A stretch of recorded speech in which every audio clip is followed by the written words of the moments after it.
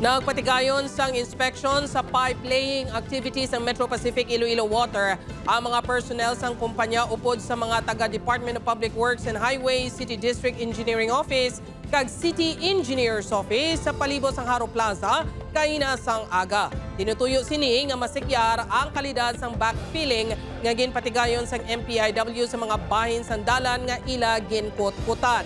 Apang wala ini nagakahulugan nga gilayon na makapatigayon sang restoration sa mga bahin sang dalan bangod may yara pa sa ipatigayon nga hydro testing o kung pagsikyar kung may nagalik sa mga pipe kag may yara pagid sang field density test antes matapos ang tuig.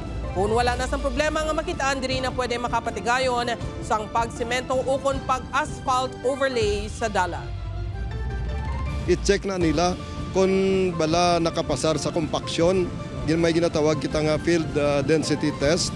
Once nga pakapasar na, that will be the time nga mahatag sila sa go signal nga pwede na naton ma-restore